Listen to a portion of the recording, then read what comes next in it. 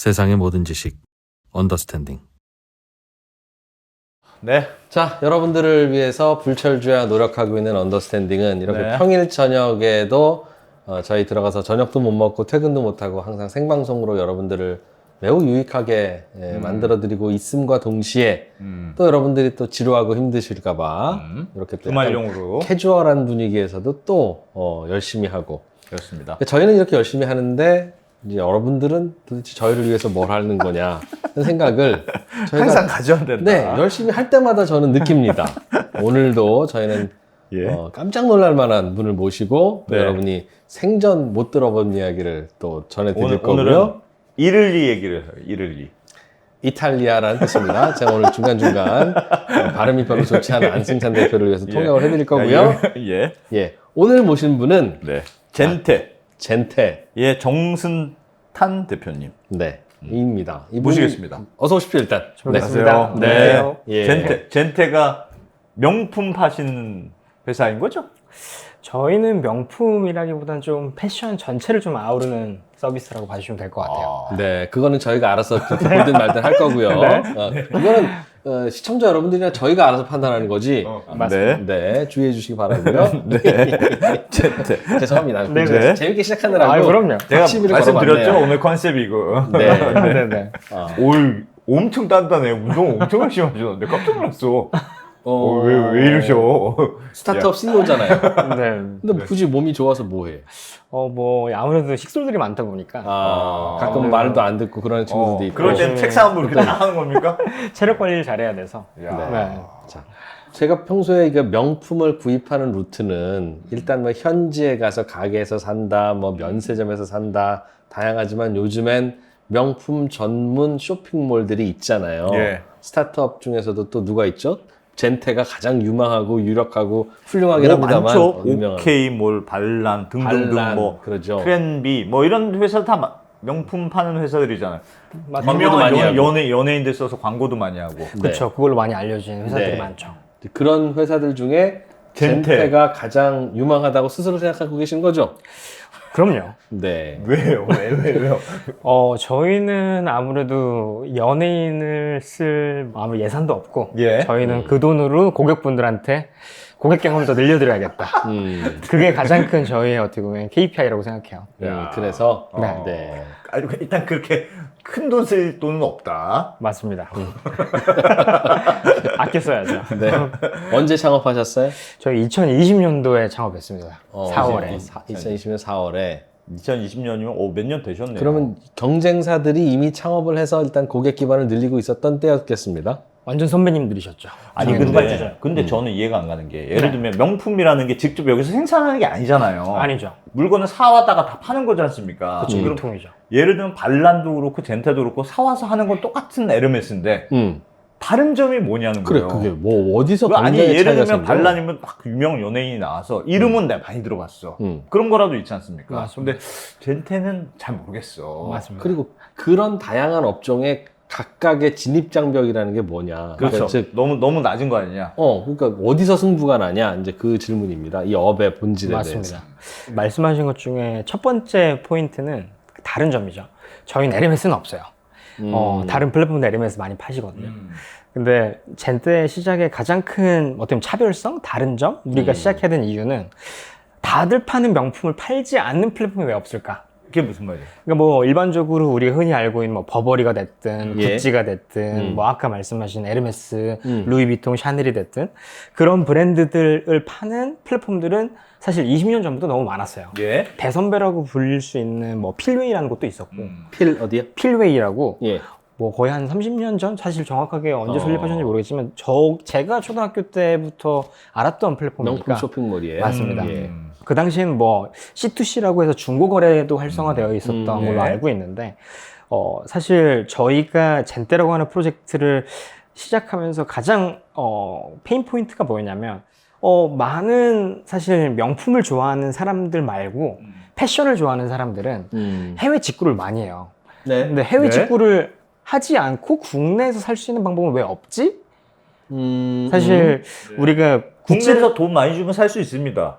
없는 브랜드가 정말 많아요. 아직까지 한국에 들어오지 않은. 없는 해외에서 브랜드. 맞습니다. 네. 그런데 해외 직구든 국내 직구든 네이버로 들어가든 아마존에 들어가든 어차피 인터넷에서는 똑같잖아요. 그렇죠. 그러니 해외에서 직구하더라도 영어가 약간 불편하다면 불편한 거 말고는 불편이 없는데 맞습니다. 배송도 어찌어찌 하면 되고 그럼 굳이 국내에서 또 쇼핑몰을 만들 이유는 없지 않나요? 사실 그거에 대해서는 어떻게 보면 코파운더들이랑 고집을 네. 부린 것도 사실인 것 같아요. 그런 고객이 과연 존재할까? 우리가 추구하는 그런 패션에 대한 가치, 뭐 사실 잘 알려져 있지 않지만 그런 브랜드들이 의외로 꽤 많거든요. 뭐 지금 최근에 뭐 로아라는 브랜드도 있고 세슬만센이라는 브랜드도 있고 사실 많은 분들이 몰라요. 시몬 로시아나 뭐 이런 브랜드 요즘 저희가 많이 타겟하고 있는 브랜드인데 그런 브랜드들이 그 100명 중에 한두 명 좋아하는 게 아닐까라는 사실 의구심도 들었죠. 근데 1년 동안 한번 테스트를 해보자. 그 젠테라고 하는 그 프로젝트를 버버리, 구찌, 프라다 있다라고 하는 그런 플랫폼들 다 어떻게 보면 선배님들 그런 플랫폼들 말고 그런 브랜드가 아니고 우리는 패션을 사랑하는 사람들이 모인 커뮤니티다. 뭔가 패션에 안목 있는 사람들이 맞습니다. 현지에서 살만한 하는 것들을 맞습니다. 그런 지금은 친숙하지 않은 그런 브랜드들. 그렇죠. 그럼 일단 명품 쇼핑몰이라고 하는 카테고리랑 좀 다르네요. 그래서 제가 편집숍, 패션을 편집숍이네. 맞습니다. 편집숍이죠. 맞습니다. 편집숍에 가깝네. 네. 근데 좀 비싼 걸 사오는 거다. 좀 비싼 걸 판다. 뭐 일반적으로 저도 뭐 잘해서 살 수도 있지만 거기에서 한 5만 원, 10만 원 더 보태면 좀 좋은 디자이너 브랜드의 티셔츠를 살 수 있거든요. 예. 그런 브랜드들을 사랑하는 어떻게 보면 저희가 타겟팅하는 트렌드 세터들은 해외 직구를 해요. 뭐 최근에 쿠팡에 인수된 파페치도 그렇고 혹은 에센스라고 하는 캐나다 플랫폼도 있고요. 네. 뭐 미스트 포토라고 하는 미국 플랫폼도 있고 그게 다 해외에서 그런 편집숍을 인터넷으로 하는 맞습니다. 회사들이고 맞습니다. 우리나라 고객들은 거기에 들어가서 고른다 맞습니다. 관세 내고 부가세 내고 하면서 통관 개인 통관부 적어가지고 하는데 하고 있죠. 그 중에서 우리가 이쁜 거 인기 있는 걸 젠테가 골라서 맞습니다. 젠테.co.kr에서 팔면 젠트스토어닷컴입니다. 네, 네. 젠테스토어? 젠트스토어.com 아 그걸 못 알아들어. 젠테스토어.com 맞습니다. 네. 어쨌든 거기에서 팔면 더 편할 거다. 네. 네이버 결제도 되고. 그럼요. 그러면 내가 뭘 가져오는 그 안목이 제일 중요하겠네요. 사람들이 좋아할 만한. 매우 중요하죠. 내가 요거 가져왔더니 여기 보니까 내가 좋아할 만한 게 대충 다 모여있네. 그렇죠. 그게 제일 중요하겠네요. 맞습니다. 그 사업 시작했던 이야기 그래서 한번 해보자. 맞습니다. 그래서 어떻게 했어요, 그거? 다양한 브랜드들 중에 한국 고객들한테 이걸 보여줬을 때 인기가 있을 것 같다, 없을 것 같다라는 건 지극히 네. 주관적이거든요. 물론 그렇죠. 근데 그렇기 때문에 젠때는 내부적인 무드 스탠다드라는 걸 잡아요.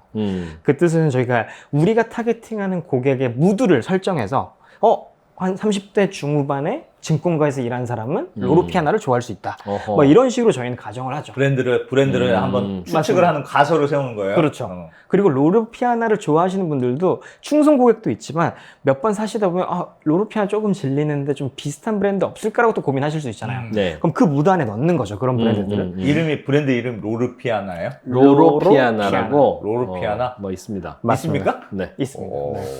근데 처음 그건 들어봤어. 뭐 국내 매장이 있는 경우도 있을 거고 다른 그건 병행 매장이죠. 수입하는 것들도 그렇죠. 있을 텐데 맞습니다. 그분들하고는 어떻게 경쟁을 할 수 있죠, 그럼? 당연히 로로피아나 코리아가 있을 수도 있고 네. 국내 어떻게 보면은 로로피아나가 이탈리아 브랜드인데 한국에 법인을 설립해서 뭐 갤러리아 백화점이나 현대백화점이나 그런 곳에 이제 유통을 하면서 판매하실 수도 있고요. 네. 그 병행 수입업자라고 뭐 패러렐 임포터라고 영어로도 표현을 하는데 이제 병행 수입업자라고 해서 그 정도는 저희도 알아듣거든요. 네. 굳이 여기서 우리가 맞습니다. 보캐블러리를 더 늘릴 필요까지는 없는 알겠습니다. 것 같아요. 네. 그런 분들은 저는 사실 일반적으로 보따리 장사꾼이라는 표현도 많이 하잖아요. 네. 그런 분들은 이제 뭐 현지 사오실 수도 있고 뭐 중간에 여행사 같은 에이전시를 통해 사오실 수도 있고요. 뭐 저희를 예를 들어서 말씀을 드리면 로로피아나와 수년 동안 거래해온 이 부티크라고 하는 그런 패밀리런 비즈니스거든요. 그 부티크는 각 지역마다 위치해요. 각 지역마다 사실 우리가 부티크예요, 젠테가? 젠테가 사실 목표는 부티크가 되는 건데 저희는 부티크와 직계약을 맺고 그 로로피아나를 가져오죠. 그럼 젠테라는 데가 이른바 이름난 명품들을 소싱해서 온라인으로 팝니다. 장바구니 넣고 결제하세요. 이게 아니라 조금 덜 유명할 수는 있지만 감각 있는 패션 제품들, 브랜드들을 우리가 우리의 시선으로 모아서 물론 해외 직구에도 할 수 있지만 한국 사이트에 모아놓고 한국인들을 대상으로 일단 판매한다. 현재로 그런 거네요. 맞습니다. 근데 거기서 궁금한 게 있어요. 그러면 예를 들면 젠테가 아까 전에 말씀하신 브랜드 이름 뭐였죠? 로로피아나? 로로피아나? 로로피아나를 발굴했어. 한국 사람들이 잘 모르는데 음. 내가 봤더니 로로피아나라고 괜찮은 게 있어. 그래서 팔았어요. 좀 흥행이 됐어. 그럼 다른 쇼핑몰이 딱 보고 있다가 아니면 로로피아나가 직접 와서 하거나 코리아 사업을 할 수도 아니면 있고. 나도 로로피아나 사와서 우리도 팝니다. 그렇게 바로 할 수 있지 않냐는 거예요. 그럼요. 남 좋은 일 시키는 거는 그럼- 아니에요? 그래서 우리만 할 수 있는 건 아니지 않느냐. 그 질문. 그래서 저희가 그 예를 들어서 최근에 뭐 셀린느라고 하는 브랜드가 유명한 브랜드가 있어요. 셀린느? 셀린느가 원래는 신세계 인터내셔널에서 라이센스를 받고 뭐 당연히 신세계 백화점이나 여러 곳에서 그 셀린느 매장을 운영을 했었거든요. 네. 신세계 인터내셔널이 네. 셀린느랑 제휴를 해서 라이센스를 받아서 한국 사업을 판권을 가지고 있는 거죠. 독점적으로 사는 맞습니다. 네. 그런 구조라는. 근데 이제 셀린느가 코리아를 설립하죠. 네. 네. 그러면서 셀린느가 직접 어떻게 보면 뭐 현대백화점이나 롯데백화점 거기서 어떻게 입점해서 판매를 하는 거죠. 신세계 인터내셔널은 그럼 오리알 된 거예요? 아니면 계약 기간이 끝나서 어쩔 계약이 수 없... 끝났다고 들었어요. 네. 그래서, 그럴 수 있죠. 예. 네. 저희 같은 경우에는 어떻게 보면 저희도 병행 수입을 하는 거잖아요. 그래서 아까 말씀드린 부티크라고 하는 브랜드의 홀세일러, 네. 그 브랜드를 어떻게 보면 홀세일러가 가져오고 그 브랜드를 저희는 싸게 가져오는 거죠. 부티크는 뭐예요?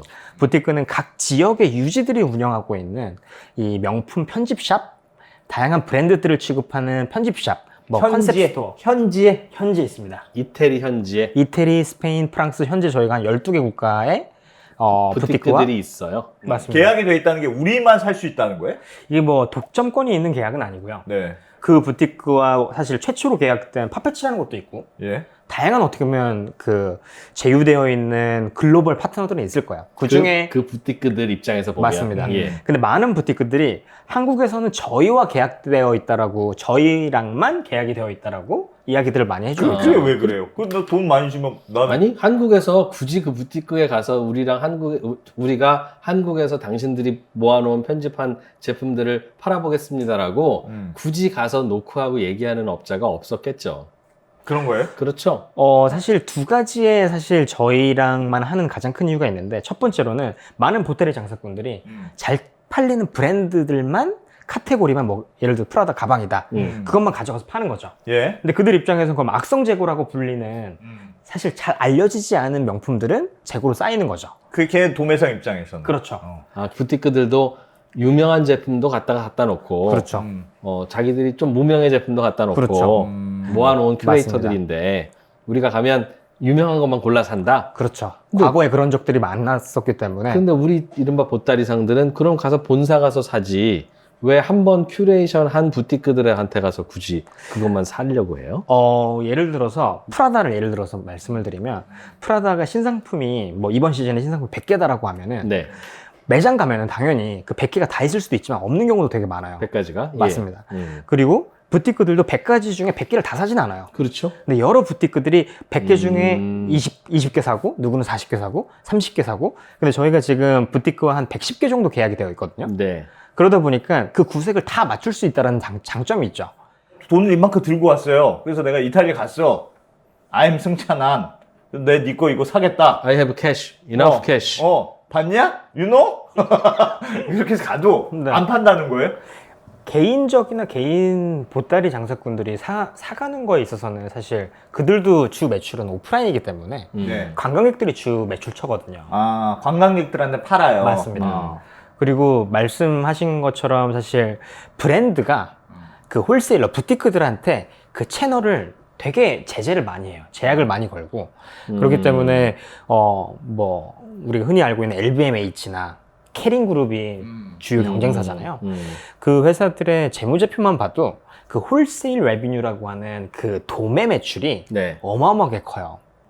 예를 들어서 많게는 예를 들어서 OTB 그룹이라고 우리가 질샌더, 마르지엘라 이런 브랜드들도 유명하거든요. 요즘. 네. 그런 브랜드들도 홀세일 규모 거의 60%, 70% 가까이 돼요. 그러니까 직접 매장 운영하면서 소매로 파는 것보다는 30%그 정도 되고요. 정해진 지역의 도매상들한테 이제 한꺼번에 물건 맞습니다. 팔아서 당신이 팔아 그렇죠. 라고 하는 게 큰데 맞습니다. 그 도매상도 매우 엄격하게 당연히 관리하고 있고요. 그 도매상 중에 오디션. 도매상들 중에 하나가 바로 부티크라는 친구들이에요. 맞습니다. 도매상이 부티크고요. 보통 계약은 20년, 30년 하는 곳들도 되게 많고요. 그리고 끊기기는 쉬운데 다시 받아내는 건 어려워요. 그 부티크라는 애들이 한번 거래를 트면 맞아요. 잘 바꾸지도 않고 그렇죠.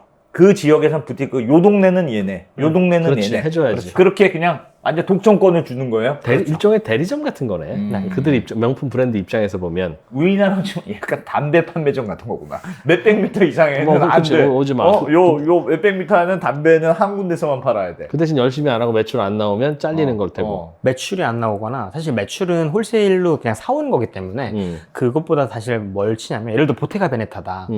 근데 가끔씩 약간 되게 갑작스럽게 방문을 해서 우리 보테가 베네타가 어떻게 진열되어 있지? 어떤 구색을 맞추고 있지? 근데 그런 게 안 맞으면 그 내년도부터 바잉을 못하게 해요. 패션쇼에 방문을 못하게 하죠. 누구를? 부티크를? 부티크를. 베테가 보네타 패션쇼를 하는 데 보테가 베네타 있어서 맞습니다. 다시 뭐라고요? 보테가 베네타? 네. 다시 네. 보테가 베네타? 맞습니다. 가 운영하는 주최하는 패션쇼에 맞습니다. 업자들 도매업자들을 부르는데 맞습니다. 너는 오지 마. 그렇죠. 계약 안 안 한다. 판다, 그렇죠. 안 판다는 기분 나빠서 안 판다는 거네. 패션쇼라는 게 사실 바잉하려고 구매하려고 만든 쇼거든요. 네. 신경 쓰이네. 우리 그렇죠. 그 부티크 입장에서는 그 보네타 걔네들만 거래하는 게 아니라 그 다양한 다른 브랜드들이 있을 텐데 그렇죠. 어떻게 지들 것만 잘 보이는 곳에 놔. 그렇기 때문에 뭐 잘 보이는 게 중요한 게 아니고 그 구색이 잘 맞는지 그렇기 때문에 잘 팔리는 브랜드만 있어서도 안 되고 그 새로운 브랜드들 계속 어떻게 보면 보여주려고 하는 그 백화점의 원리라고는 되게 비슷해요. 그러면 브랜드를 만드는 패션 브랜드들이 있잖아요. 명품 맞습니다. 브랜드가 있고 제조업체가 있어요. 그렇죠. 제조업체죠. 부티크는 중간 판매상인데 네. 판매상과 그 관계는 어때요? 그러면 주로 판매상이 누가 갑이에요? 누가 갑이에요? 그렇기 때문에 이걸 재무제표를 아까 말씀드린 것도 되게 상생관계예요. 그렇기 때문에 이 홀세일러가 상생관계? 네. 뭐 보통 그 저희가 주로 거래하는 부티크들이 그 한 100몇 개가 있다고 말씀을 드렸는데 그 메이저 부티크들이 있을 거 아니에요. 규모가 되게 큰데 샵을 10개, 20개 운영하는 곳들 그런 곳들은 홀세일 전체 홀세일하는 규모가 연간 한 6천억 정도가 돼요. 샵을 되게 많이 운영을 하죠. 부티크도 여러 샵을 운영한다. 맞습니다. 거기 기업이네, 기업. 그 지역의 유지니까 뭐 남성 신발 전문 부티크 근데 그 오너는 한 명이죠. 그렇기 때문에 되게 큰 가문이 운영을 하고 있고 그 각 부티크별로 역사를 물어보면은 할아버지 때 원래 양장점을 운영을 했다가 그 당시에 그 어린 친구 옷을 너무 잘 만들어가지고 옷을 납품받았는데 지금의 구찌가 사실 그 100년 전에는 그 친구였던 거고 어린 친구였다. 맞습니다. 근데 그 당시에는 오히려 유통갑이었겠네요. 부티크들이. 그 당시에 플랫폼 역할을 했었죠. 명품의 브랜드들은 그냥 열심히 밤새도록 만들어서 맞습니다. 갖다 납품하던. 지금은 브랜드가 조금 힘이 세졌고 옛날보다는. 그렇죠. 그렇죠. 아무래도 인터넷도 발달되고 그럼 우리는 그런 직영으로는 부티크들한테 가서 물건을 사다가 인터넷에서 파는 거예요? 그렇죠. 저희는 뭐 산다라고 표현도 하지만 저희는 지금 연동 그 IT적으로 저희는 실시간으로 재고를 연동해서 판매를 하거든요. 그래서 그건 무슨 말이에요? 그래서 뭐 그 부티크의 샵의 상품이 1000개가 있다. 그 1000개를 다 사오는 게 아니고 1000개의 상품의 그 상품 정보들을 IT적으로 저희가 재고를 연동을 시켜서 우리는 그럼 사진만 보여주고 숍만 만들어 놓고 그렇죠. 매출이 발생하면 그 부티크 샵에다가 2벌 빨리 보내세요. 자동 이렇게 발주를 한다고? 해버리는 거죠. 그러면 근데 배송하는 데까지 시간이 걸릴 거 아니에요? 보통 3일? 이탈리아에서 가져와야 되는데? 저희가 주문을 예를 들어서 정승탄이라는 고객이 주문을 했다라고 하면은 30분 간격으로 저희가 자동 발주를 시켜요. 네. 그러면 주문이 가겠죠? 그렇죠. 네. 그럼 시차가 또 안 맞을 수도 있잖아요. 네. 그러면은 근데 저희가 주문은 쐈다라고 표현하는데 네. 주문을 쏴버리면은 거기에서의 재고가 차감이 되면서 판매를 못하게 막아놓는 거죠. 네. 그렇죠. 왜냐면 그 다음날 아침에 관광객이 와가 살려고 하면 안 돼. 그렇죠. 그건 어젯밤 알겠어요. 새벽 네. 2시에 맞습니다. 한국에서 숍에서 팔렸어. 안 돼. 그렇죠. 그렇게 되는 거죠. 네. 그러면은 그 상품이 이제 DHL이나 뭐 UPS나 그런 국제 배송 서비스가 있을 거 아니에요. 하루에 2번 와서 픽업을 가요. 그러면 방문을 해서 가서 맞습니다. 수거한다. 그렇죠. 그러면 픽업 후에 인천공항 도착하기까지 이틀 걸려요. 보통. 이야, 빠르다. 엄청 빨리 오네요. DHL? DHL이라고 네. 독일 엄청 특송사 있잖아요. 네. 엄청 빨라요. 예. 그리고 개인이 해외 직구를 하면은 뭐 개인 통관부호도 넣어야 되고 등등의 어떻게 변수들이 많잖아요. 저희는 기업 통관을 하죠. 젠떼가 산 거니까. 그럼 젠떼는 젠떼 물류창고로 들어와서 여기서 다시 보내주는 거예요? 맞습니다. 저희가 또 검수를 하죠. 제태 사무실로 왔다가 검수는 저희 검수센터를 하남에서 한 1000평 규모로 운영을 하고 있고요. 네. 그러면 하루에 한 500개, 1000개씩 들어와요. 그러면은 저희가 검수팀이 이제 하나하나씩 특정 상품들을 이제 저희가 검수를 해서 재포장을 해서 고객분들한테 검수할 때는 뭘 검수해요? 진품, 가품? 신품 가품은 사실 저희가 사전적으로 어느 정도 검증은 당연히 됐기 때문에 부티크에서 사오는 거니까 그렇죠. 대충 믿고. 근데 저희는 아무래도 고관여 상품이잖아요, 명품이. 고객이 되게 민감하시단 말이에요. 가죽이 조그만 스크래치라도 사실 저희는 사진을 보내드려야 돼요. 고객분들한테. 들어온 제품이 이건데 are you okay? 맞습니다. 그러면은 고객분들이 이거는 안 될 것 같다. 그럼 저희는 다시 유럽으로 환불 반송을 해요. 처리하고. 혹은 이거 뭐 쓰면서 당연히 발생하는 스크래치 같은데 좀 할인 안 될까요? 하면은 저희는 부티크한테 바로 할인 가능한지 여쭤보죠. 그러면은 한 반나절 내로 답장이 와요. 그러면 한 30유로 할인해 줄게. 그러면 저희는 한 3만 원 할인해 드리는 거죠. 그러면 약간 좀 잠깐. 불편한데요? 이렇게 얘기해야 되겠네. 30유로를 할인받고 왜 3만 원만 할인해 주죠? 지금 계산을 조금 왜 더 잘해야 중간에서 되는데. 돈만 원 먹었는데 지금? 그렇지 않죠. 현지에서 4만 몇천 원 깎아준 건데. 한 3만 5천 원 뭐 비스무리하게 네 저희는 할인을 해드리죠. 사실 저희는 고객분들한테 캡처까지도 보내드려요. 현장에서 우리 30유로 할인 받았다. 네, 이렇게. 맞습니다. 야, 진짜 고관여구나. 의심 많은 고객들. 근데 진짜로 의심이 많으실 수밖에 없는 게 맞아요. 만 원짜리 살 걸 10만 원짜리 사시는 고객들이기 때문에. 비싼 돈 주고 사니까. 그렇죠. 그러면 사실상 현지에 내가 이탈리아 가서 고객 입장에서는 이탈리아 가서 그 부티크에서 그냥 사는 거하고 굉장히 비슷하네요. 고객 경험이. 중간 단계를 그냥 젠테가 해주는 거지. 내가 이탈리아 가서 현장에 가서 보듯이 이거 보고 클릭 누르면 사실상 거기서 사는 거랑 비슷한 컨셉이네요. 그러면 제가 돈을 많이 들고 와서 아까 전에 여쭤봤지만 거기 사오는 거랑 컨셉이 비슷하잖아요. 네. 내가 돈을 가서 이탈리아 현지의 그 부티크에 가서 사서 이렇게 배송해 주는 건 똑같으니까 그거 뭐 나도 할 수 있을 것 같고. 네. 뭐 다릅니까 그게? 첫 번째로 이탈리아 문화가 되게 특이한 게 일반적으로 돈 많은 사람들이 가가지고 이거 다 살게라고 했을 때 절대 다 주는 구조는 아니에요. 왜 돈 많이 주는데 또 안 팔아요? 왜냐면 천박한 질문.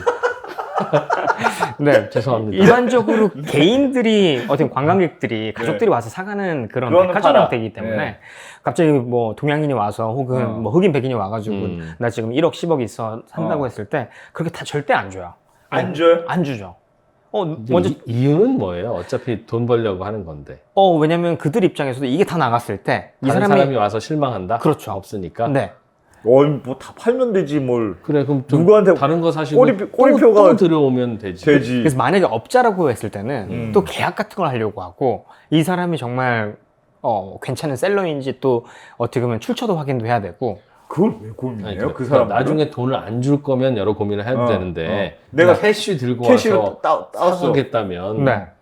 뭐가 걱정이에요? 파는 부티크 입장에서. 그러니까 첫 번째로 그 예전부터 그런 보따리 장사꾼들이 그런 걸 많이 했었어요. 네. 근데 그러다 보니까 그들 입장에서는 이 사람들이 5억 10억 사가네.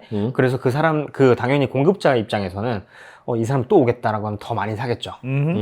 근데 그런 경우에 이제 그 셀러들이 다시 안 온다라고 했을 때 어느 날 빵꾸 난다. 악성 재고가 되거든요.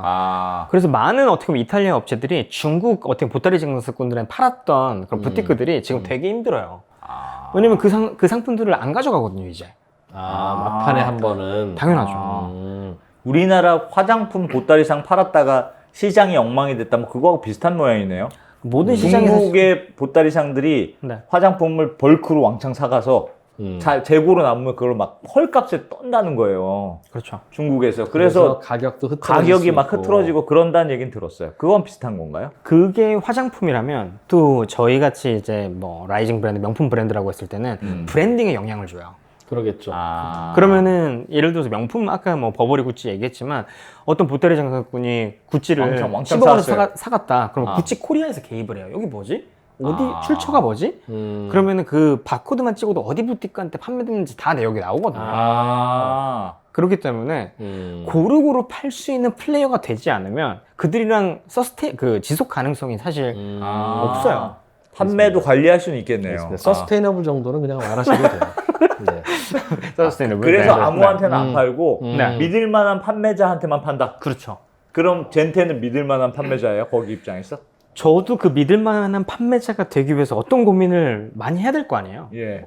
얘네들은 우리는 지금- 그냥 보따리상 아니야. 네. 우린 믿을 만한 사람이야. 그래서 저는 사실 제 역사를 간략하게 설명을 드리면 저는 그 케이트 스페이드라고 하는 미국 브랜드가 있어요. 그 뭐 흔한 어포더블 럭셔리 되게 싼 어떻게 보면 가격이 비싸지 않은 뭐 우리가 흔히 알고 있는 코치나 네. 뭐 마이클 코어스 이런 브랜드 아실 거예요. 네, 그건 그래서 압니다. 그러니까 미국에서 대학생들이 입학할 때 부모님이 사주는 브랜드로 많이 알려진 브랜드거든요. 거기에서 제가 상품 개발자 일이 어떻게 보면 패션 그 커리어의 시작이었어요. 근데 그때 상품 개발이라는 것 자체가 전 세계에 있는 원부자재를 소싱을 해야 되거든요. 그 당시에 제가 이탈리아, 스페인, 프랑스에 있는 회사들 일을 많이 했었어요. 아. 그러다 보니까 저도 미국 브랜드에 대한 조금 뭔가 갈증을 많이 느꼈고 이 명품 본고장을 가보고 싶은데 제가 어찌됐건 캐나다에서 자랐을 때는 제2외국어가 스페인어였는데 스페인 쪽에는 명품 산업이 유명한 브랜드가 많이 없는 거예요. 저는 어찌됐건 개발 생산 그쪽을 했었기 때문에 이탈리아가 어쩌면 생산 기지로 유명한 국가여서 이탈리아어를 공부를 했고 그러면서 제가 이탈리아어를 배우면서 이탈리아 문화를 익혔고 그러면서 이탈리아에 왜 부티크가 있고 그리고 브랜드가 왜 부티크와 이런 관계가 있는지를 좀 알게 된 것 같아요. 그거야 뭐 브랜드가 직판을 다 할 수는 없으니 맞습니다. 중간중간 대리점격으로 유지하는 거는 당연한 전략이고 그렇다고 한 사람 대리점주가 특정 제품만 브랜드만 갖다 팔자니 매출원에 한계가 있으니 유통 롯데백화점처럼 다양한 소싱을 해서 중간에 파는 업자가 생긴 거니까 그게 이제 부티크겠네요. 그렇죠. 브랜드한테 직접 어떻게 보면 초대를 받아서 네. 브랜드로부터 이제 바잉을 할 수 있는 권한이 있는 예. 역사가 오래된 어떻게 보면 패션 전문 유통기업인 거죠. 네. 근데 그쪽하고 그러면 우리가 관계를 터서 한국에다가 갖다 물건 팔아볼게 맞습니다. 하고 할 때 그럼 엄격한 심사를 해서 준다는 거잖아요. 그러니까 제가 관상을 볼까요? 제가 많이 찾아가기도 했었고요. 그리고 제가 과거에 이탈리아 어떻게 보면 업체들이 원부자재 업체잖아요. 그럼 그 원부자재 업체는 당연히 브랜드에 납품을 하거든요. 네. 그럼 브랜드를 또 알게 되잖아요. 네. 그럼 브랜드가 또 부티크를 소개를 해줘요. 이탈리아는 되게 학연 지연이 정말 강한 문화거든요. 아. 사람이 소개를 안 해주면 절대 그 관시. 관시가 정말 심해요. 이탈리아 문화가. 그래. 너 알레산드로랑 친구지? 너 미켈레랑 친구지? 이런 얘기들 되게 많이 해요. 내가 그놈한테 500만 원 두 빌려줬다가 아직 못 받고 있잖아. 맞아요. 자식. 그런 거를 얘기를 되게 많이 하고 사실 저희도 지금 젠테가 그 100여 개 부티크와 계약할 수 있었던 것도 레퍼 체크가 이제 다 된 거죠. 야, 저쪽에서 같이 안 돼? 저쪽 지역이랑도 젠테 안 돼? 걔 괜찮아. 뭐 이런 거요? 맞습니다. 송탄. 걔 괜찮아. 큰 돈만 안 빌려주면 돼. 그런 거요? 그거 아니면은 내가 안 돼요. 부지런해. 뚫기가 되게 어려워요. 아니 한 부티크를 뚫으면 그 부티크가 여러 브랜드를 거래하니까 그 부티크에서 그냥 다 사다 팔면 되는 게 아니에요? 처음에는 그게 맞죠. 네. 근데 많은 어떻게 보면 이런 종류의 비즈니스 모델을 해보려고 했던 곳들이 어떤 실수를 했냐면 모든 부티크를 최대한 단시간에 계약을 해보려고 해요. 네. 그럼 그랬을 땐 매출도 안 나고 관리도 안 되거든요. 근데 이 부티크들이 아까 말씀드렸던 것처럼 되게 진입장벽이 되게 높기 때문에 계약을 해서 끝나는 게 아니고 유지 보수를 되게 잘해야 얼마나 돼요. 잘 파는지도 본다. 맞습니다. 처음에는 그럼 한 부티크를 계약했어요? 딱 한 부티크랑만 먼저 했어요. 어디랑? 그거 말씀드릴 수 없죠. 왜 말씀드릴 수 없어요? 저희 그 계약상에 절대로 누설 금지, 컨피덴셜리티가 있어요. 어디서 가져왔는지를 얘기하면 안 되는 에이. 거예요? 이탈리아 얘기해도 몰라 우리 얘기해도. 이탈리아 북부 지방에 있는 곳이랑 먼저 했죠. 아 부티크 한 곳. 밀라노 쪽 밀라노. 밀라노는 북부보다 조금 아래에 있는데 북부에 있는 북부에 있는 어떤 부티크에 가서 했다. 맞습니다. 근데 한국으로 수입하려면 꼭 그 부티크한테 갈 필요는 없죠. 어디랑 해도 한국으로 수입할게 그러면 그래 그러고 그냥 할 그 테니까. 사장님이랑 친해서 왜 하필 거기랑 했어요 그럼? 저를 알고 있는 부티크 대표들은 많았지만 네. 저한테 기회를 준 첫 부티크였어요. 너 혹시 수입해 볼래 이렇게? 아니 저는 그 사실 허가를 해줘야 되는구나. 그럼요. 너에게 팔 권한을 주노라. 그렇게 해줘야 되는 거예요? 맞습니다. 오. 왜냐면 그들 입장에서는 젠테가 그렇게 자동 발주를 걸었는데 그들도 그러면 피킹을 해가지고 또 배송도 해야 되고 DHL 오면 이거는 젠테한테 갈 건지 아닌 건지도 관리도 해줘야 그 되고요. 뒷단에서 일을 같이 해줘야 그럼요. 되는데 해볼래? 맞습니다. 한국에 좀 유명한 거기도 어찌됐건 기밀 조항이기 때문에 말씀을 못 드리지만 되게 큰 잘 알려진 유통기업에서 저한테 기회를 주셨어요. 한국에서? 한국에서.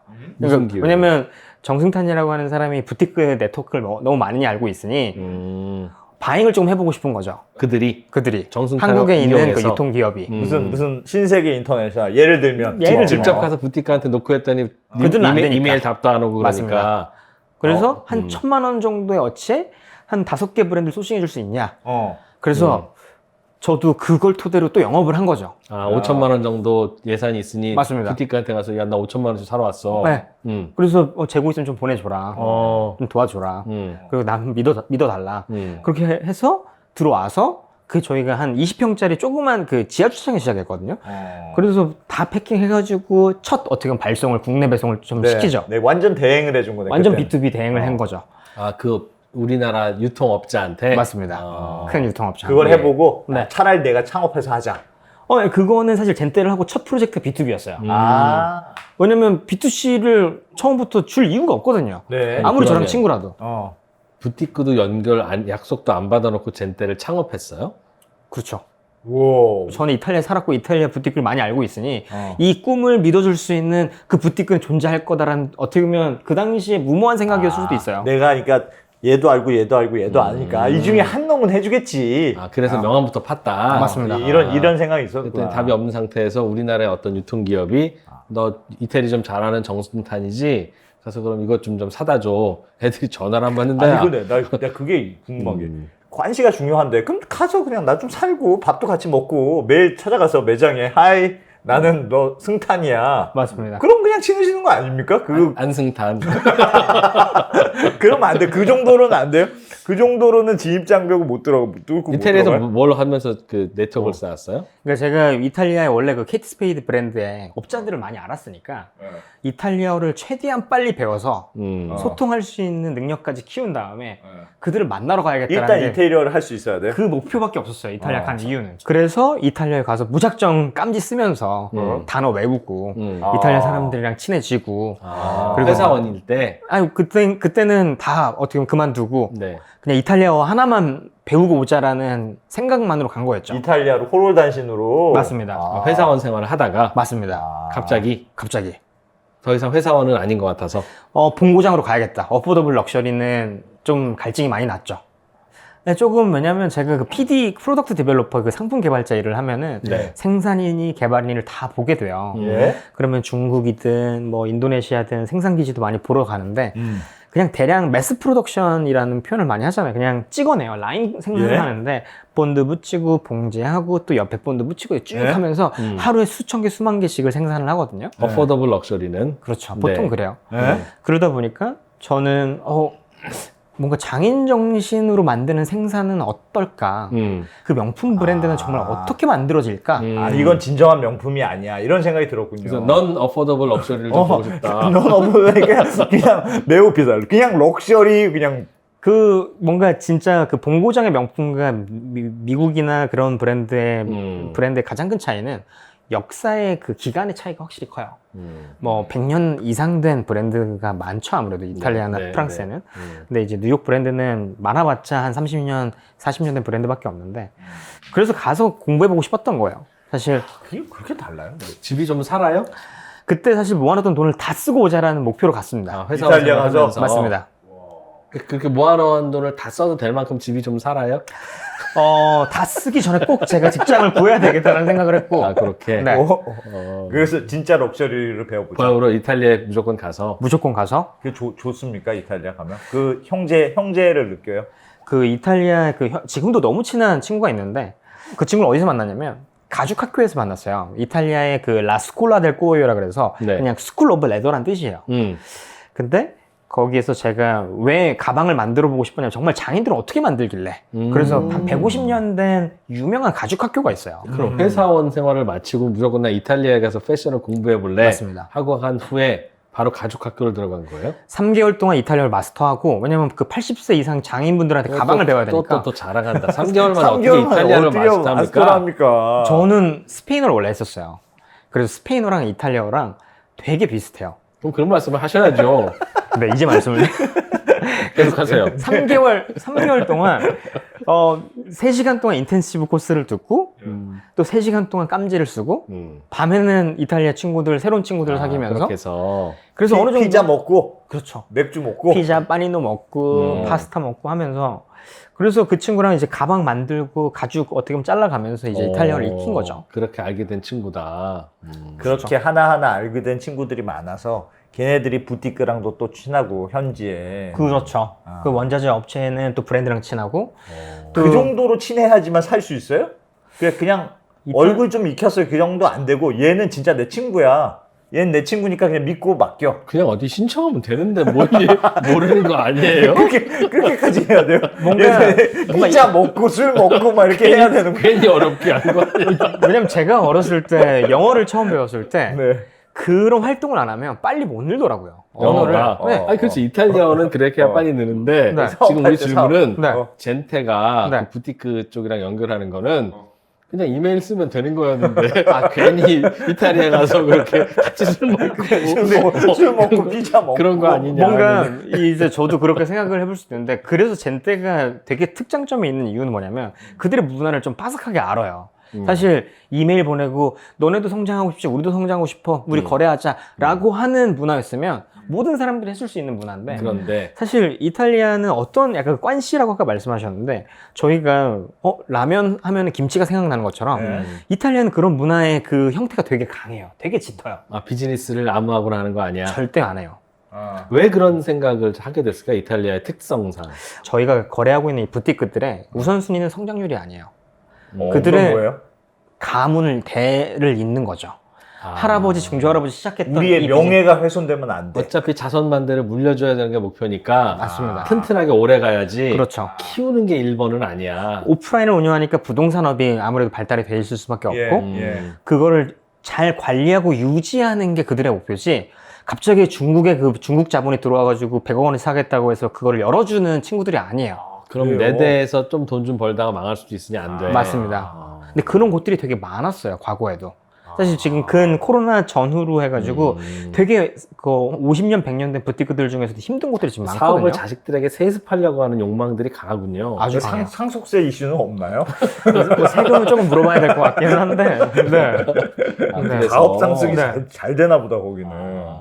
그래서 그건 이해가 된다. 맞습니다. 무슨 문화인지. 그러다 보니 뭐 굳이 그러면은 사실상 우리 가족이다 이런 생각이 들어야 해주는 거네요. 그러니까. 맞습니다. 패밀리라는 생각을 정말 많이 하는 거고 그래서 젠테라고 하는 이름도 영업의 수완으로 쓸 생각은 없었지만 저희의 철학이 사람들이거든요. 네? 그 패밀리? 근데 이탈리아로 어떻게 보면 라 젠테라고 하는 뜻이 people이란 뜻이에요. 사람들이란 뜻이에요. 그런 뜻이에요. 젠때가 피플, 그래요. 피플. 맞습니다. 어, 그래서 우리 명확한 이름을 지으셨네 아주. 이탈리아 사람들 그냥 명함 바꾸면 눈물 흘리겠다 아주. 되게 좋아요. 아무래도 되게 좋아요? 근데 되게 좋아요? 저희 입장에서 사람이라는 SARAM처럼 네. 사람이라고 하면 익숙하잖아요. 사람. 네, 사람이 이거 사람 우리 이탈리아의 그 현지어로 젠때. 그렇죠. 참 저놈 자식 저 친구 이런 뜻이구나. people이란 뜻이에요. 피플이란 뜻이에요. 네. 피플. 그래서 이게 아무래도 통일된 지 얼마 안 된 국가다 보니까 그래서 피렌체 근처에 있는 부티크들은 아무래도 피렌체에 본사를 두고 있는 페라가모나 네. 구찌랑 친분이 더 있고요. 동네, 그리고 북부로 동네. 올라가면 이제 밀라노에 어떻게 보면 본사를 두고 있는 프라다나 이런 브랜드들과 가까운 부티크들은 각 지역별로 이제 형성이 되어 있어요. 야. 야, 이탈리아는 뚫기가 쉽지는 않은가 보네. 우리가 그냥 뚫레뚫레 간다고 넌 누구냐? 바로 그런 분위기인가 보네. 우리는 그 정승탄의 친구다. 너 정승탄? 젠때 내 친구지. 그럼 되는 거 아니야? 우리는 젠때의 그럼 안 돼? 젠때야. 사실 되게 재밌는 그 스토리가 있는데 여기 근처에 계신 그 증권사 대표님 한 분 계신데 네. 저를 예전부터 알고 계셔가지고 이탈리아에 이제 출장을 간대요. 음. 그래도 명품을 좋아하시고 그래서 부티크 몇 곳을 소개를 시켜달라. 그래서 몇 곳 제가 핀포인트를 드렸죠. 그런 다음에 그냥 지미스 프렌드라고 하면 할인해줄 거다 했는데 진짜 할인을 해준 거예요. 지미가 정승탄의 네, 저 이태리 지미- 이름? 네, 맞습니다. 지미. 그래서- 우리도 외워야 되겠다. I'm Jimmy's friend. 네. 어? 지미스 프렌드 아니면 뭐 젠테스 프렌드 뭐 하면 되고. 그럼 오, 지미 프렌드. 근데 진짜 할인을 해줬더라고요. 오. 30% 할인을 해줘가지고. 오. 그렇게. 네, 200만 원짜리였는데. 이야. 그러면 그 밀라노에서 조금 더 북쪽에 있는 저 쪽하고만 지금도 해요? 그쪽은 지금도 꾸준히 하고 있어요. 가장 오래된 곳 중에 하나죠. 몇 군데 해요? 이탈리아에서 그럼? 지금 거래하는 이탈리아에서는 한 부티크들이? 100여 개 되고 나머지 한 25개 업체가 이제 프랑스, 스페인, 뭐 스위스, 뭐 거래하는 부티크들이 저 궁금한 게 있습니다. 그 아까 전에 그 이탈리아 중국은 이렇다는 거예요. 중국의 관시는 제가 그때 듣기로는 예를 들면 내 친구야 나 누구 좀 소개해줘 할 거 아닙니까? 중국 공산당에 누구 좀 소개해줘. 그러면 그래 알았어 소개해주는데 그 소개해준다는 의미는 우리는 모든 한 배를 탄 거야. 이런 의미라는 거예요. 그냥 소개해줘. 그럼 소개한다고 되는 게 아니고 내가 너를 믿고 얘를 해줬는데 얘가 만약에 사고 쳤어. 그러면 네가 어떻게 나한테 이런 애를 소개시켜 줄 수 있어. 이런 정도로 소개를 하는 게 매우 신중한 의미라는 거예요. 연대보증 같은. 완전 연대보증 같아. 그러니까 누가 얘 마이 브라더야. 그냥 나를 믿고 그냥 얘 이렇게 믿으면 돼. 하면 그냥 얘 모든 건 내가 책임진다. 네. 그래서 관시가 통한다는 거예요. 이탈리아도 그런 식입니까? 그러니까 예를 들면 나 젠테 프렌드야. 그러면 젠테가 모든 걸 책임질 거야. 저는 거기까지는 아닌 것 같아요. 그 정도는 아니다. 근데 이제 예를 들어서 뭐 정말 나이 많으신 역사가 오래된 부티크 한 80세 된 그 할아버지 대표님이 여기 친구들 한번 얘기해봐. 그러면은 처음에 아이스 브레이킹은 확실히 되죠. 그 할아버지 얘기하면서 맞습니다. 너 어떻게 거기를 하게 됐어? 뭐 이렇게 하다가 지금 뭐 3년 됐어? 이러면서 시작을 하는데 지금도 현재 계약이 안 된 한 20곳이랑 지금 계속 커뮤니케이션 하고 있거든요. 아무리 그들이 젠테를 알고 잘하고 있는 곳이라고 알려져도 저희가 그들과 하는 부분에 있어서 거기 안에서도 준비가 돼야 되고 저희도 아무리 연동을 해보니까 월 매출이 한 2천만 원 이상 안 나오겠는데 그러면 그들이 생각했던 익스펙테이션보다는 낮을 수 있잖아요. 예. 그랬을 경우에는 또 계약이 조금 더 지연될 수도 있고요. 그렇겠구나. 그래서 아까도 생각보다 까다롭네. 그렇죠. 한 곳이랑 거래하면 그 안에 많은 제품들이 다 있지 않나 봐요. 그래서 100곳 정도로 늘린 이유가. 그리고 저희가 지금 내부 그 ERP로 연동하고 있다고 말씀드렸잖아요. 지금 한 7천 개 브랜드가 지금 있는데 지금 젠테 스토어에 노출돼서 판매되는 브랜드는 한 570개 정도 돼요. 570개요? 브랜드가요? 7천 개 중에. 7,000개는 이탈리 전체 브랜드이네. 뭐 전 세계 브랜드가 다 있어요. 뭐 네네. 나이키도 있고 예, 등등이 예. 있는데 저희가 생각하는 타겟하는 브랜드랑 안 맞을 경우에 살 수 있는 게 맞습니다. 7,000개고. 그렇죠. 어떤 부티크는 그 7,000개 중에 혹은 550개 브랜드 중에 10개밖에 없을 수도 있어요. 예. 저희가 안 파는 브랜드가 더 많을 수도 있겠죠. 그렇겠죠. 그런 경우에는 저희도 그들한테 희망 고문을 할 수가 없잖아요. 그렇기 때문에 저희 타겟은 편집샵이니까 맞습니다. 거기는.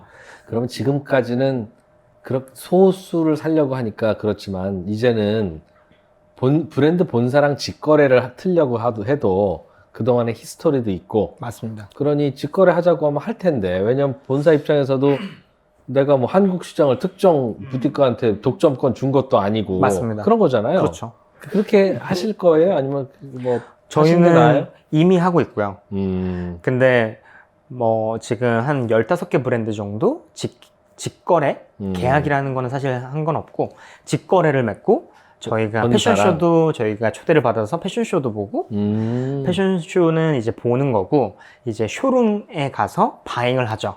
그럼 바잉을 하면 직계약을 한 건 게 저희가 도매상이 되는 거죠. 예. 그래서 궁극적으로 이 브랜드들도 제가 생각했을 때 5년, 10년 계획이 있어야지 이 브랜드랑 해야 된다고 생각해요.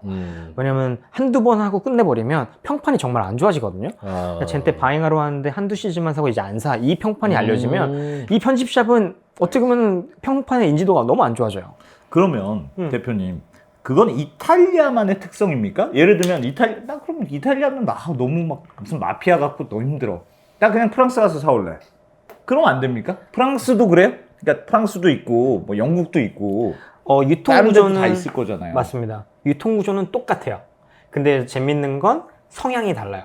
예를 들면 제가 이탈리아, 프랑스, 뭐 스페인, 뭐 동유럽에 있는 뭐 라트비아, 뭐 리투아니아, 뭐 폴란드 여러 어떻게 보면 백화점이나 부티크들과 지금 하고 있는데 성향의 차이가 있는 게 뭐냐면 이탈리아는 되게 큰 손인 것 같아요. 큰 손인데 어떻게 큰 손이냐면 얇고 조금 되게 방대한 브랜드를 바잉해요.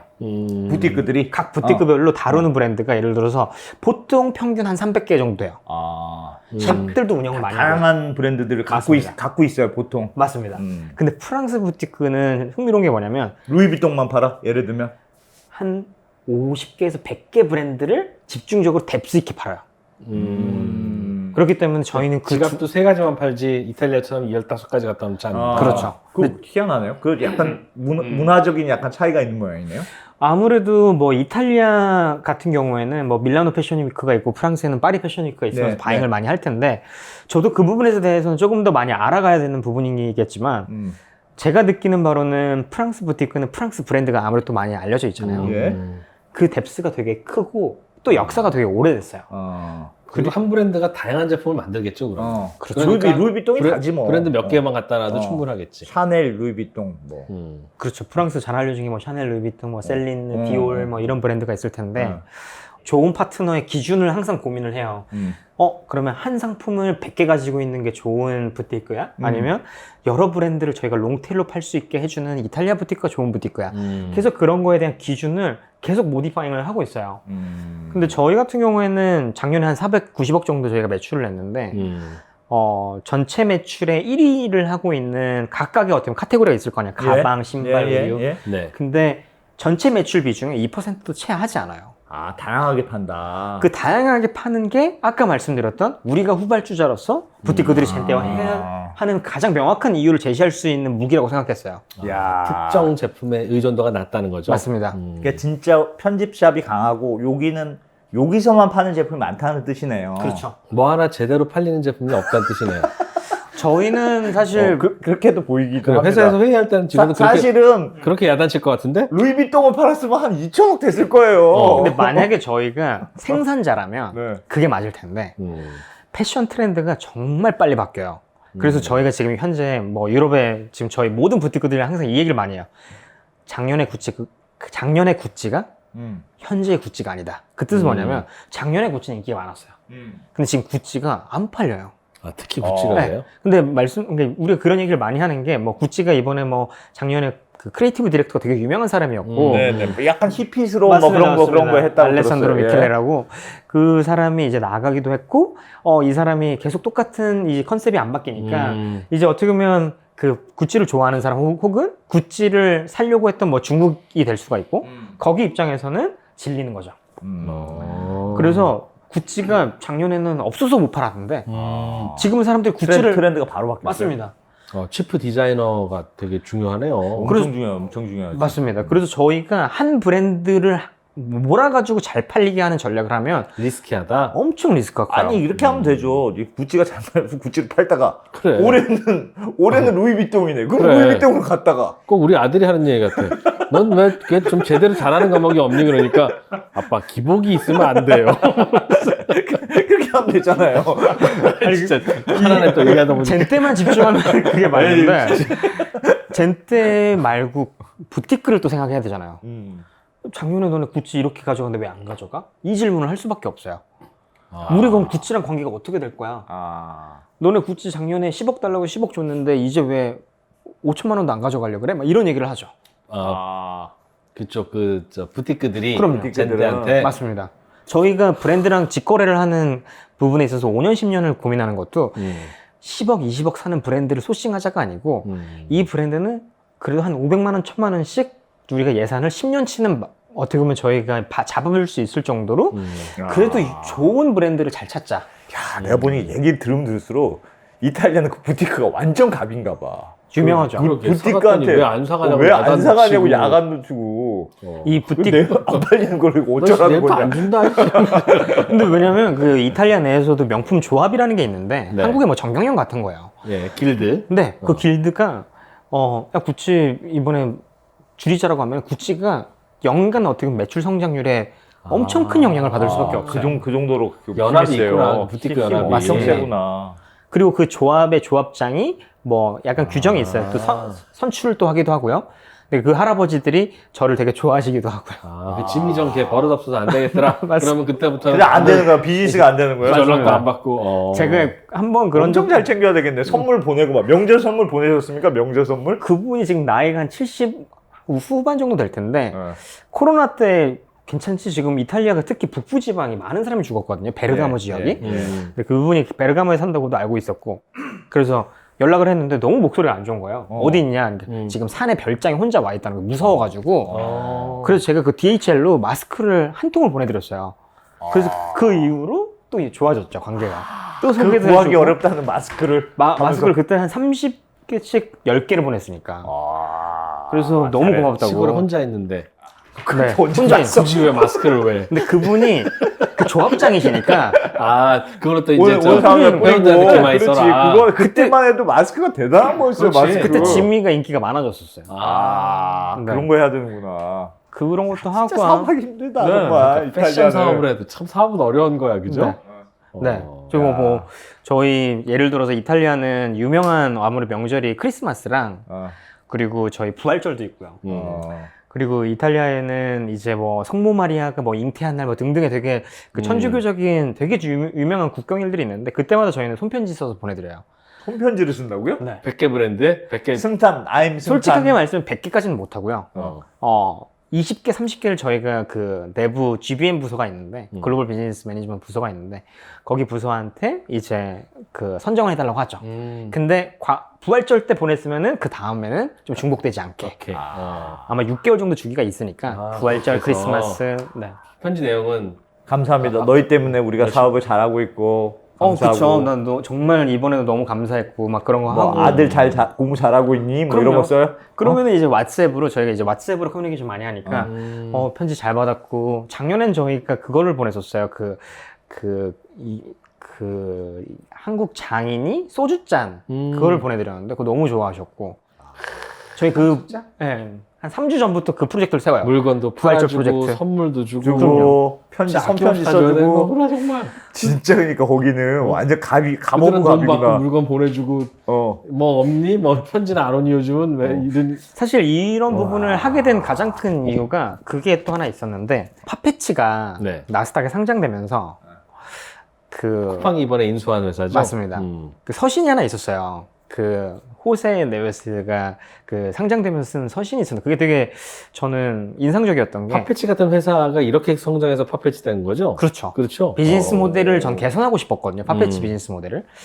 근데 호세가 그 말을 쓴 것 중에 되게 귀감이 되던 게 내가 한 15년 동안 이 파페치 프로젝트를 하면서 한 번도 내가 나의 역할을 저버리지 않으려고 했던 게 부티크 대표들과 커뮤니케이션 하는 거였다. 그게 그렇게 중요하구나. 네. 직접 본인이 영업을 했었고 너네 온라인 꼭 해야 될 거야 라고 그 사람이 영업을 해서 사실 그 사람은 파이오니어죠.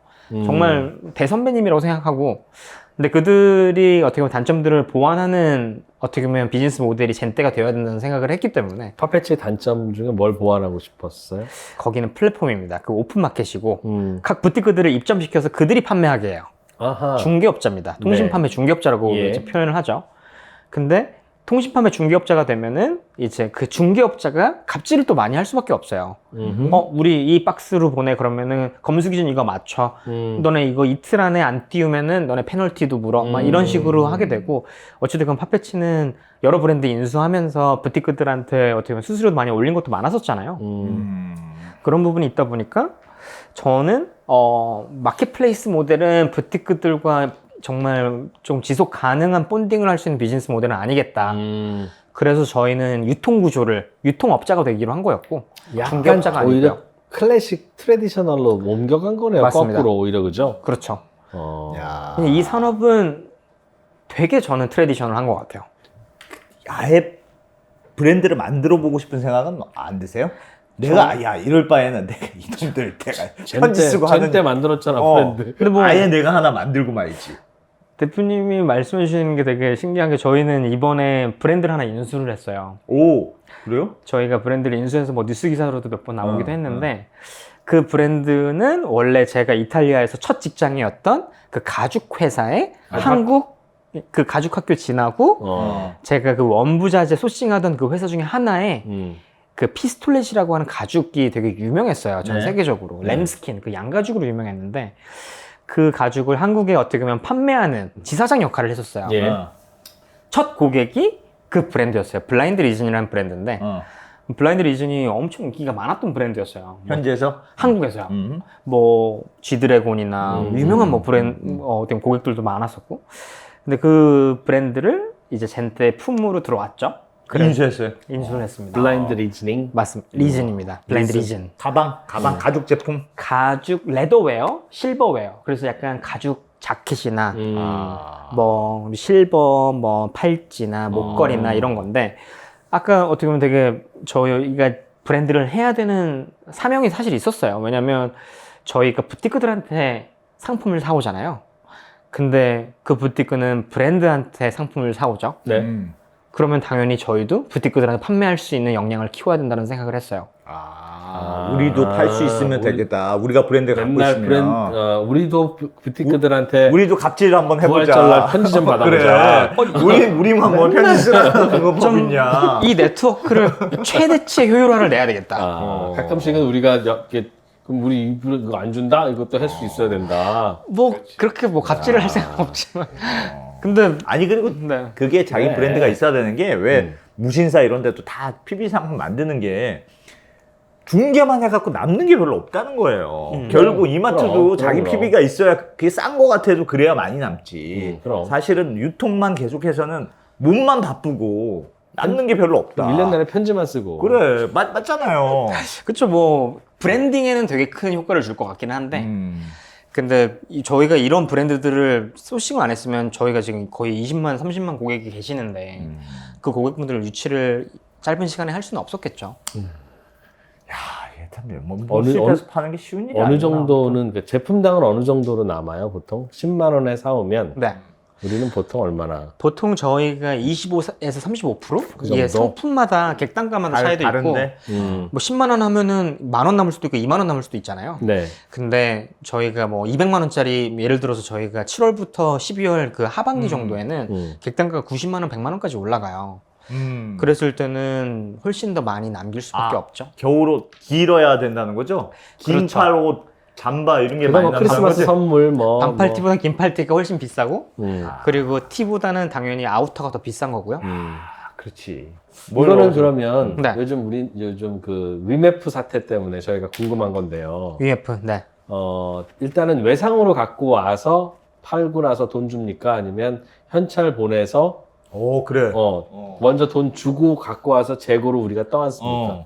저희가 아무래도 좀 컨슈머 테크 기업이다 보니까 예. 이 연동이 되어 있잖아요. 맞아요. 연동이 된 주문을 자동으로 발주도 한다 했잖아요. 고객이 먼저 결제를 하면 맞습니다. 그쪽으로 주문 갔어요 보내요 한 후에 보내오고 나서 고객한테 배송하고. 배송하고 돈은 언제 줘요? 그쪽에. 그러니까 연동이 되면 주문을 저희가 호출을 건다라는 표현하는데 네.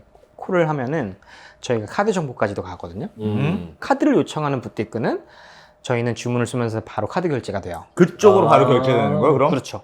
저희가 저희 여기는- 카드로 결제가 되는 거죠. 음흠. 아, 그리고 두 번째는 이제 디포짓을 되게 거의 90% 이상의 부티크들은 디포짓을 선호해요. 디포짓은 뭐냐면 충전금을 넣고 차감을 시키자. 미리 받아놔요? 이렇게 부티크가 받아놔? 그럼요. 아, 진짜 조심하세요, 진짜 대표님. 갑이다. 대표님, 그거 어디다 조심하세요. 쓸지 몰라. 조심하세요, 그거. 아 근데 저희는 부티크들 안 이렇게 100년 됐다고 그래도 걔네들이 계속 그걸 돌려서 빵 사 그래. 먹고 직원도 월급 주고. 그러고 있을지도 몰라 지금. 근데 저희가 뭐 디포짓을 막 수억을 넣는 게 아니고 저희는 그 각 어떻게 보면 채널별로 뭐 일주일에 한 2번 정도 송금한 사이클을 돌려요.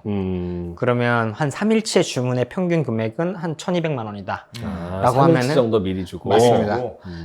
그러면은 그 친구들은 200만 원 정도는 우리가 거래한 지 얼마나 오래됐는데 그냥 보내죠. 거기 입장에서는 무조건 일단 돈부터 받고 물건을 주는 셈이네. 그렇지. 야. 처음에 관계를 구축하려면 그거에 대한 액션도 되게 중요한 것 같아요.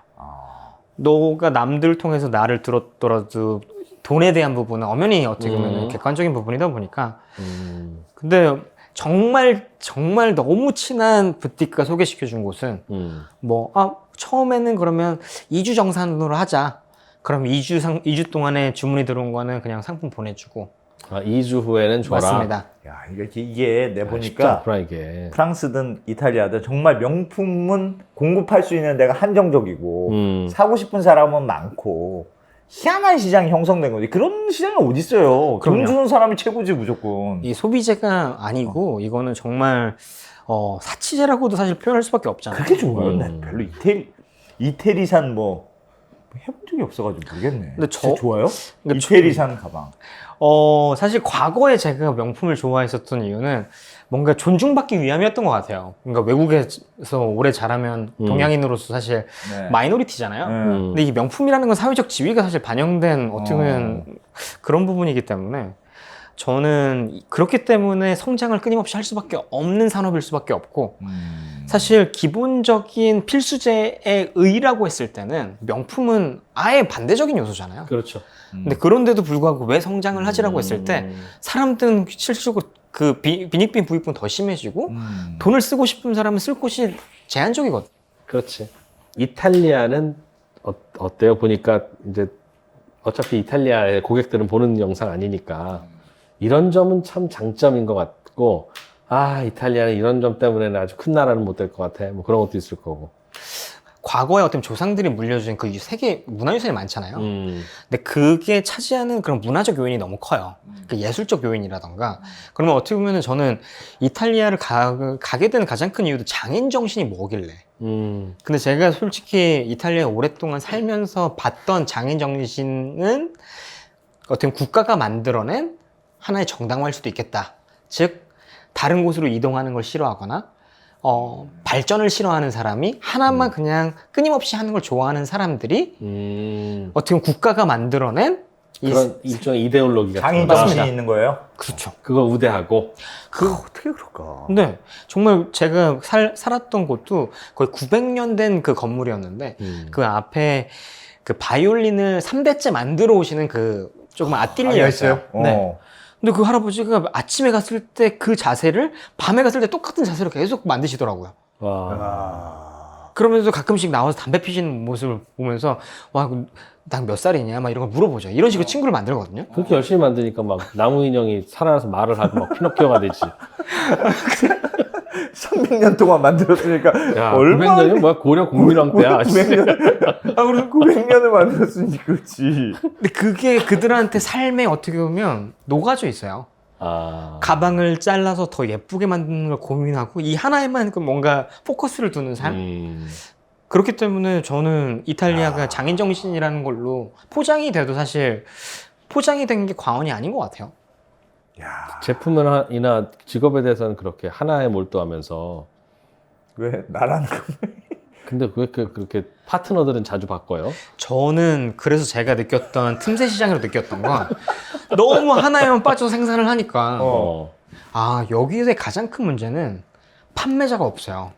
판매를 잘하는 사람이 없어요. 만들기만 하고 맞습니다. 다들 산업공상이구나. 맞습니다. 거기도. 엔지니어링이 안 되는구나. 그러니까 응용이 안 되는구나. 만들기만 그냥 열심히 드립다 파기만 하고 욕심도 없고 기초과학만 맞습니다. 하고 기초과학만. 그래서 과거에 그런 에이전시라고 하는 보따리 장사꾼들이 활성화가 된 것도 그들은 가만히 있으면 관광객들이 와서 사가니까 아하. 그걸로 만족하면서 피자를 먹고 파스타를 먹으면서 욕심 안 부리면서 사시는 거예요. 날씨는 또 오죽 좋아. 그렇죠. 그냥 조금만 돈 벌면 그냥 뭐. 음식 맛있고 그냥 아무데나 먹어도 그냥 그 다 피자가 맛있다는. 너무 맛있죠. 솔레미오. 무솔레미요. 네. 와, 나의 태양이란 뜻이죠. 걱정 없지. 아유. 이탈리아는 진짜 약간 어떻게 보면 부럽기도 하고. 1년에 이탈리아에 얼마나 머무세요? 저는 그 뭐 살았을 때는 오래 살았지만 지금은 1년에 2번 정도 가는 것 같아요. 저 가면은 보통 한 2주 정도 머무는데 2주 동안 거의 한 4,500km 정도는 운전을 해요. 와, 부티크들 다 다니면서 다니면서 인사, 얼굴 손님들한테 동안 인사하고. 찍으려고. 왜냐면 부티크들 한 곳에만 몰려있지가 않고 밀라노에 떨어지면 쭉 그 이탈리아 와. 부츠를 다 돌긴 돌거든요. 야. 근데 마지막 그 밑에 있는 남부 시칠리아 섬까지는 못 가고 음. 그냥 그 위쪽까지만 돌죠. 음. 근데 이제 요즘은 바잉하러 뭐 쇼룸으로 가기 위해서 밀라노나 파리에 가면은 그냥 약속을 잡고 거기에서만 만나기도 해요.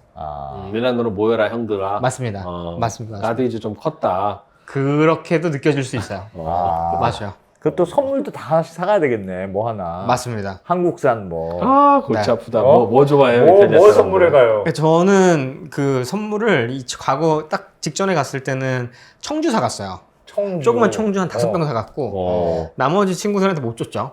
청주 한 병씩 이렇게 네. 코리안 트레디셔널. 예전에 젓가락 같은 것도 사갔었고 그런 거 좋아하는구나. 한국식, 한국식. 그런 거 좋아. 하회탈 조그만 거 아기자기한 거 뭐 컵받침 같은 거 사가면 또 좋아하고. 그런 거 참. 우리는 모르겠다. 전혀 필요 없는데 근데 사실. 이탈리아 사람이 그거를 또 예술 작품을 만들어요.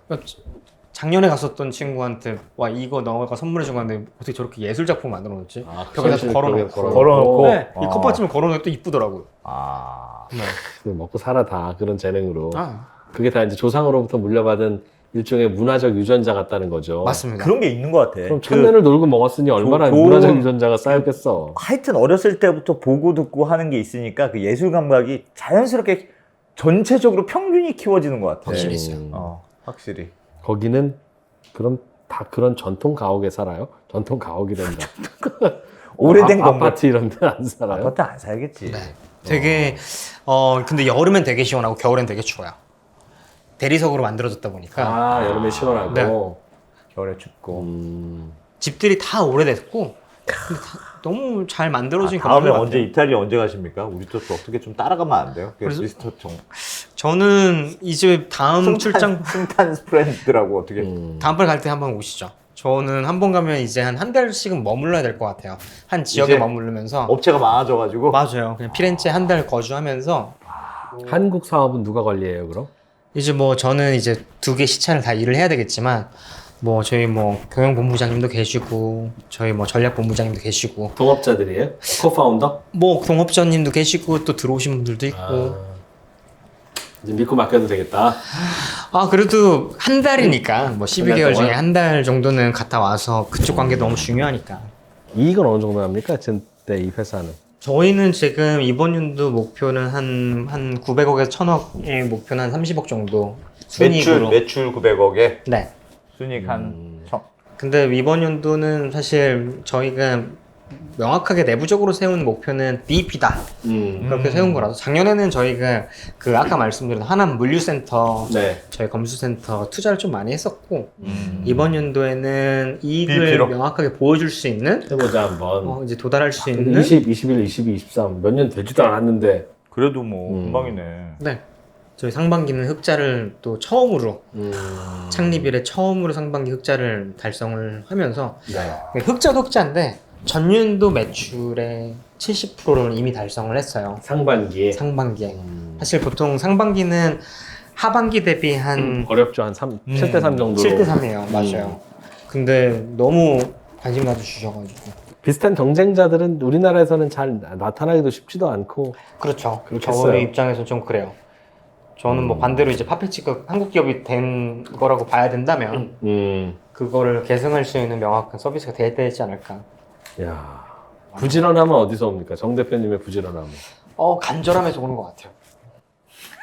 그 뻔뻔함은 어디서 옵니까?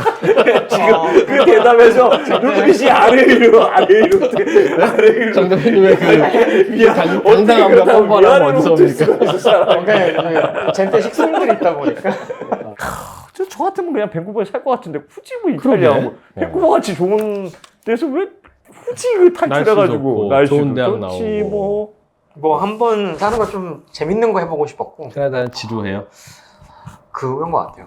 지루하고 일단 뭔가 재밌는 걸 하고 싶었어요. 그래서 패션 다른 브랜드 사람. 회사 들어가서 그래서 일하다가 뭐라고.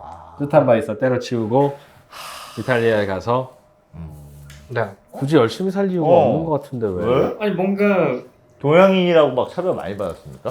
동양인 차별도 당연히 많이 받았고 그 안에서 또 뭐 당연히 친구들도 많이 사귀고 했지만 그런 경험을 해보고 나왔다 보니까 그 사람들이 그러니까 뭔가 제가 행복한 것보다 사람들이 만들어 놓은 행복에 뭔가 프레임에 갇혀 있는 느낌을 많이 받았었거든요.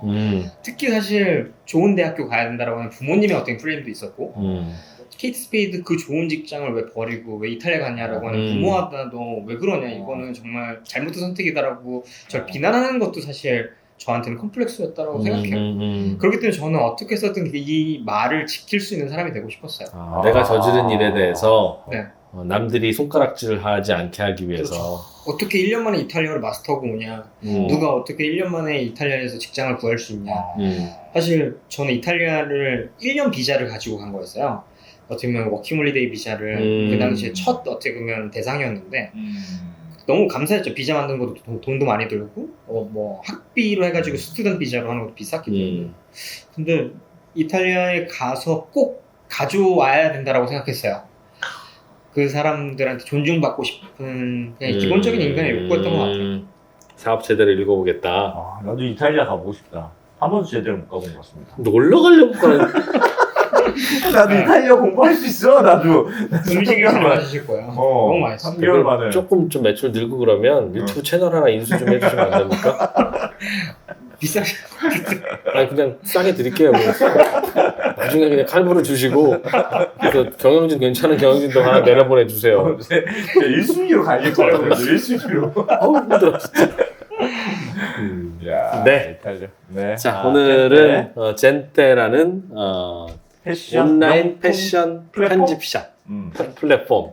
편집 플랫폼. 좀 뭐라고 이렇게 규정 짓기는 쉽지 않지만 네. 소비자들의 니즈가 있는 곳을 파고들어서 좋네요. 또 이탈리아의 그 치열한 그 인간관계를 뚫고 사업을 하신 정승탄 젠테 대표님으로부터 요바닥 산업 돌아가는 이야기 그리고 배워봤습니다. 살아가는 이야기 들어봤습니다. 예. 고맙습니다. 재밌었습니다. 감사합니다. 감사합니다.